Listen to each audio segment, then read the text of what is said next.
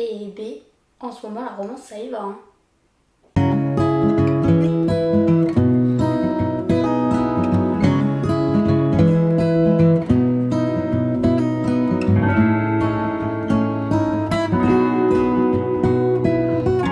Bonjour à toutes et à tous et bienvenue dans cette nouvelle vidéo. Aujourd'hui on part pour un update lecture et je vais vous présenter les 4 derniers romans que j'ai lus. Mettez un pouce en l'air si ce genre de vidéo vous plaît et si vous avez envie que j'en fasse d'autres à l'avenir. La dernière fois je vous ai présenté 4 romans qui avaient absolument rien à voir. Aujourd'hui on part essentiellement sur de la romance, mais vous allez voir elles sont pas mal différentes. On va commencer par ce qui n'est pas de la romance. J'ai lu dernièrement La vie est un roman de Guillaume Musso. Je pense que tout le monde connaît Musso, c'était l'auteur numéro 1 en France pendant des années et des années. J'avais déjà lu un de ses romans qui m'avait pas mal plu, donc je me suis dit que j'allais retenter l'aventure avec Musso. Dans La vie est un roman, on suit le personnage de Flora Conway. C'est une romancière à succès, elle vend des tonnes et des tonnes de livres et elle est super connue. Mais un jour un drame va frapper sa famille puisque sa petite fille de 3 ans va disparaître. Mais sa disparition, c'est une vraie énigme, puisqu'en fait elle a disparu à l'intérieur même de la maison de Flora, sauf qu'il n'y avait aucune fenêtre ou aucune porte ouverte. Donc pas moyen pour quelqu'un d'extérieur de rentrer, et c'est ça qui est hyper intriguant. L'héroïne est absolument dévastée par la perte de sa fille, et elle décide donc de mener l'enquête soi-même, puisque d'après elle, la police ne s'y intéresse pas beaucoup. De l'autre côté de l'Atlantique, il y a Romain, lui aussi est écrivain à succès, mais là, il est en panne d'inspiration. Il vient de démarrer un polar à suspense, mais n'a aucune idée de comment terminer l'histoire. Romain se dit qu'il va laisser le manuscrit de côté, et au fur et à mesure, il s'en désintéresse complètement. C'est décidé, il va jamais le finir ce roman. De toute façon, cette histoire de romancière à succès qui va perdre sa fille dans des circonstances vraiment obscures, c'est vu et revu, non? Cette histoire, elle vous dit pas quelque chose? La vie est un roman, c'est donc ça. 2 points de vue. Le point de vue de l'auteur et le point de vue du personnage qui vont se rencontrer et régler à la fois leurs problèmes, mais aussi celui de leur alter ego. Parce que si Romain il rend pas le livre, il va sûrement être viré et plus personne ne va jamais entendre parler de lui. Et si Romain ne termine pas son livre, eh bien Flora ne récupérera jamais sa fille. On alterne entre le point de vue des 2 personnages et en plus de ça, on va souvent insérer que ce soit des articles de journaux, des rapports de police ou alors des citations d'auteurs ou des extraits de romans. Mon avis sur ce livre. Globalement, je l'ai trouvé assez divertissant, je l'ai fini très vite. Il y a beaucoup de suspense et de rebondissements, c'est pourquoi on a vraiment envie de connaître la suite. On va avoir dans ce roman 2 gros points de bascule. Alors c'est vrai qu'on a tendance à les voir arriver, par contre, je vais pas vous mentir, j'avais des hypothèses, elles se rapprochaient un petit peu de ce qui s'est passé dans le livre, mais j'ai jamais réussi à avoir le fin mot de l'histoire. Du moins jusqu'à ce qu'elle arrive. Dans ce que j'appelle une lecture naïve, c'est un bon bouquin. L'écriture est fluide, le style est assez simple et on se retrouve pas à se faire des gros nœuds au cerveau. Et j'ai trouvé aussi pour ceux qui s'intéressent à la littérature ou alors qui font des études dedans, que ce roman il était vraiment hyper intéressant puisque on va aborder beaucoup de thèmes autour de la littérature, notamment celui du succès, de l'inspiration, du rôle des personnages et de l'auteur dans l'œuvre. Et en plus de ça, au début de chaque chapitre, vous allez avoir une citation d'un auteur connu qui questionne lui aussi son rapport à la littérature et à ses œuvres. Et on a littéralement l'histoire de 2 romanciers, donc vraiment la littérature ça prend une place dominante dans l'intrigue, donc si vous n'êtes pas intéressé par ce genre de questionnement, je pense que vous pouvez passer votre chemin. Puisque la partie thriller, selon moi, n'est qu'un prétexte pour aborder ces questions. J'ai fini de vous parler de La vie est un roman de Guillaume Musso, donc on va pouvoir passer aux romances maintenant. J'ai lu et j'ai terminé hier soir Autobiographie de Christina Loren. J'ai lu les 50 dernières pages d'une traite, puisque je savais qu'aujourd'hui j'allais tourner la vidéo, donc il fallait absolument que je le termine. Autobiographie, c'est l'histoire de Tanner Scott qui habite dans l'Utah. On va avoir une romance purement à l'américaine. Il est élève en terminale et il va s'inscrire à un cours un peu particulier pour son dernier semestre. L'objectif est clair, mais pas forcément simple, il va devoir écrire un roman. Sauf que Tanner, il va dans ce cours un petit peu pour boucher les trous de son emploi du temps et surtout pour faire plaisir à sa meilleure amie, Autumn. Ouais, je vous l'ai dit, c'est un roman à l'américaine, donc la meilleure amie s'appelle Autumn. Autumn.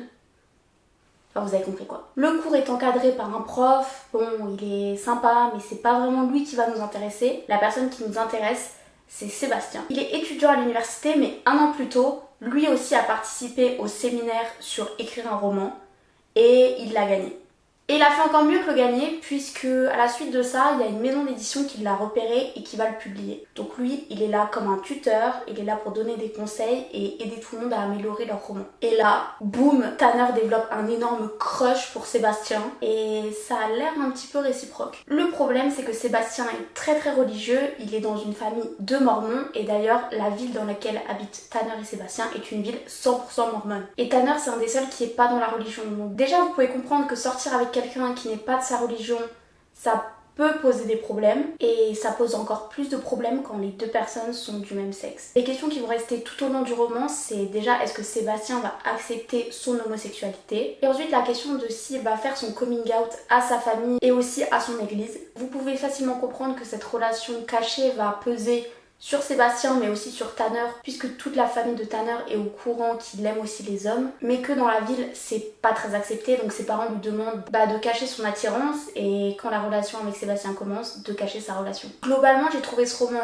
assez sympa, il aborde des questions très intéressantes, surtout la place que peut occuper la religion dans notre intimité. J'ai pas passé une mauvaise lecture, je trouve d'ailleurs qu'il y a plein de passages qui sont hyper intéressants, notamment ceux où Tanner essaye d'écrire son roman, parce que lui ce qui l'obsède c'est sa relation avec Sébastien et donc à travers son roman il va en parler en essayant tant bien que mal de cacher que c'est une autobiographie, même si c'est complètement cramé, on va pas se mentir. Les moments d'écriture donc, mais aussi les moments de conversation et même certaines descriptions du paysage et de la nature m'ont beaucoup intéressée, mais gros mais la fin, il faut en parler. Je ne suis pas d'habitude une grosse lectrice de romance, mais je connais un petit peu les codes. Et je sais que la crise des 80%, on est quasiment obligé de passer à travers. Pour ceux qui ne savent pas, la crise des 80%, c'est en gros dans une romance, il y a la partie rencontre ou alors la partie flirt, il y a la partie où il concrétise et ensuite, environ à 80% du roman, il va se passer un gros truc qui fait que les personnes ne peuvent plus ou ne veulent plus être ensemble. Tout ça pour que, généralement, au final, ils finissent quand même ensemble. Et dans ce roman, la crise des 80%, elle m'a même pas agacée, elle m'a même pas énervée. C'est-à-dire que littéralement, j'avais envie de jeter ce livre n'importe où. Mais qui sorte de mes mains parce que franchement, c'est n'importe quoi en fait. Je n'ai pas envie de spoiler donc je vais parler en langage crypté, mais je pense que vous allez quand même comprendre l'essence. En gros, on a un des deux personnages qui va rompre et l'autre qui va être tellement triste qu'il va décider de faire une grosse connerie. Sauf que d'une, lui, ça lui rend pas service, puisque c'est pas en faisant n'importe quoi que tu vas réussir à passer à autre chose et à accepter la rupture. Deuxièmement, quand on fait des grosses conneries, on évite d'impliquer des tierces personnes qui n'ont rien demandé, parce que ça fait littéralement j'utilise une personne pour faire du mal à une autre personne. Non, parce que la première personne n'a rien demandé en fait. Donc ça ne te sert pas à toi, ça ne sert pas à la personne que tu utilises, et en plus de ça, ça ne sert pas la personne à qui tu veux faire du mal. Déjà, on va pas se mentir, que ce soit dans les livres ou dans la vraie vie, c'est un peu couillon de penser comme ça. Hein, parce que si t'as besoin de faire une énorme dinguerie pour que la personne en face réagisse et se rende compte que t'es la personne de sa vie, c'est que t'es probablement pas la personne de sa vie. Et bon, même si j'ai discuté un peu autour de moi et que j'ai débattu sur la grosse dinguerie en elle-même, est-ce que c'est si une dinguerie que ça, dans tous les cas, j'avais vraiment l'impression que la personne qui fait la dinguerie, en plus après elle essaye de s'excuser auprès de tout le monde, genre je suis désolée de t'avoir utilisé, je suis désolée d'avoir fait ça pour attirer ton attention, je me sens mal, oui, enfin, t'aurais pu prendre 2 secondes, genre je sais, tu viens de te faire quitter, ton cerveau il fonctionne à 3000 quoi, bah tu prends 2 secondes et tu te dis bah je vais pas faire ça en fait, je vais aller manger des céréales, ou je vais aller regarder un film, écrire, vu que les deux écrivent, comme ça je vous dis pas qui c'est, non, franchement, la fin, ça m'a saoulée. Surtout qu'après la crise des 80%, donc après le gros mess et les grosses conneries, et les t'aurais pas dû me faire ça, non, mais pourquoi tu m'as fait ça, non, mais je voulais pas te faire ça. Après ça, il y a une espèce de gros shift où on va changer de point de vue. Donc on passe du point de vue de Tanner au point de vue de Sébastien. Sauf que le point de vue de Sébastien est écrit à la 3e personne. Alors que le point de vue de Tanner pendant tout le roman est écrit au jeu. Donc j'ai pas compris, si tu changes de point de vue et que tu te mets dans la tête de Sébastien, tu passes au jeu. Enfin bref, c'était un peu bizarre. Là c'est clairement qu'au point de vue de l'écriture et pas vraiment de l'intrigue, mais ça... Et en plus c'était super intéressant d'être dans la tête de Sébastien, mais le fait que ce soit au il, ça a créé une distance émotionnelle justement au moment où tout part en vrille et où ensuite ça se résout progressivement. Pire choix stratégique, donc je ne sais au final pas si je vous le conseille. Si le résumé vous a donné envie, allez-y. Sinon, franchement, allez lire autre chose. Après ce petit passage d'énervement, je vais vous présenter un autre livre. Il s'agit du roman Lorelai de Maurice Genevoix. Lorelai, c'est l'histoire de Julien. Il a 17 ans, il habite en France et il est fiancé avec une très jolie jeune fille. Ils sont follement amoureux et détestent se séparer, alors quand cette jeune fille et sa famille décident de partir en voyage en Allemagne, Julien il se dit « je vais les suivre ». On se retrouve donc dans la vallée du Rhin, dans plusieurs villes très connues. Et vous savez que j'adore. Donc quand je découvre ce roman et qu'en plus il s'appelle Lorelai, je bondis littéralement dessus et je me dis ça va être mon roman de l'année, voire même de ma vie entière. Bref, avant de passer à mon avis, on va terminer le résumé.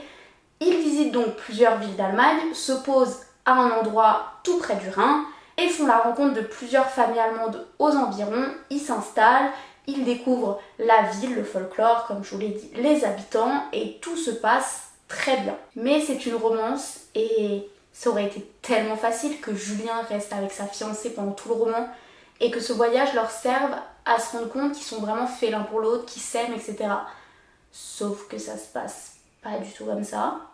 Puisque Julien va faire la rencontre de Gunther, plus cliché allemand que ça, on meurt. Et grossièrement, ils vont tomber amoureux et ils vont se fréquenter dans le dos de la fiancée de Julien. Par contre, il se passe plein de dramas autour, notamment surtout à la fin, puisqu'il y a la guerre qui va commencer à arriver. Voilà, ce livre, c'est une romance MM au pays de la Lorelai. Sauf que le roman a été écrit il y a pas mal longtemps, donc fin du 20e, ce qui fait que, littéralement, au niveau des scènes, il y a rien d'explicite. C'est-à-dire que le fait que les deux tombent amoureux et qu'ils se fréquentent et qu'il se passe des choses entre eux, c'est seulement suggéré. Et je sais pas si c'est moi qui avais 15 trains de retard, ou alors si c'est Maurice Genevoix qui a une plume un petit peu floue. Je pense que c'est les deux, mais vraiment à un moment, j'ai terminé le chapitre, je suis passée à l'autre, et j'avais pas compris en fait qu'il s'était passé des trucs. Ce n'est que 10 pages plus tard, quand je vois un sous-entendu un petit peu bizarre, étrange, que je me dis « Ah, mais en fait, quand ils ont fait leur promenade, il s'est passé des trucs ». Bref, en soi, c'est pas complètement un problème, mais comme je l'ai dit, la plume de Maurice Genevoix, j'ai eu vraiment du mal, surtout au niveau des dialogues et de la narration, puisque les descriptions, je trouve que c'est vraiment son point fort, c'est-à-dire que parfois, il a décrit des lieux en Allemagne. Notamment à la fin, on a une scène sur un bateau près du rocher de la Lorelai, donc sur le Rhin, et cette description a été vraiment époustouflante. Je pense que ça fait partie de mes descriptions préférées, mais par contre, les dialogues et la narration, il n'y a rien qui va. Je sais pas comment dire, d'un côté c'est fouillis parce qu'il y a trop d'informations et de l'autre côté il retient les informations qui sont essentielles. La réécriture du mythe de la Lorelai est très intéressante. Elle met en avant la question de l'homosexualité mais aussi de l'amour au-delà des frontières, donc entre deux personnes qui n'appartiennent pas au même pays, à la même culture. On a des conversations entre les deux personnages qui sont extrêmement pertinentes, notamment sur l'identité, qu'est-ce que c'est d'être français, qu'est-ce que c'est d'être allemand, mais aussi notre rapport à notre propre culture mais aussi à la culture de l'autre.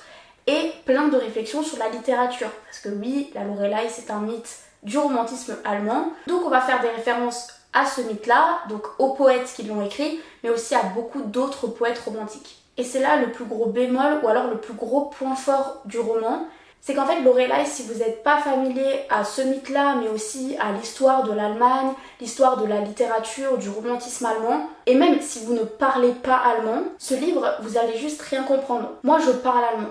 Enfin, je me débrouille. Donc quand il y avait des mots allemands dans les dialogues, ça m'a pas forcément dérangé puisque je les ai compris. Mais si vous ne parlez pas du tout allemand, je vous vois mal regarder sur Google Traduction à chaque fois qu'il y a une réplique en allemand, puisqu'en fait c'est littéralement le cas toutes les 2 pages. Et d'un côté ça participe à l'immersion, tout comme les descriptions, donc c'est sûr que c'est une valeur ajoutée.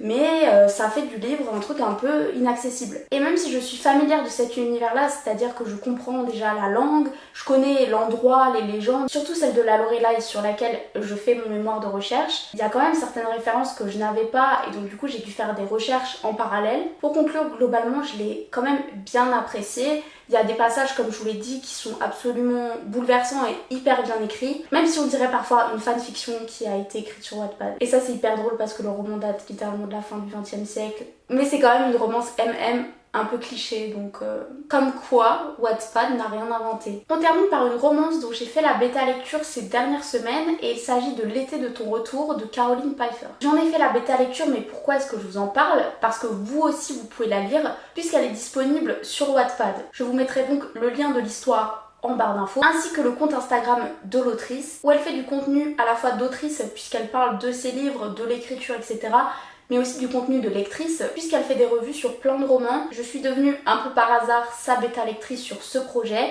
Je vous mets la couverture juste là et ensuite on part pour le résumé.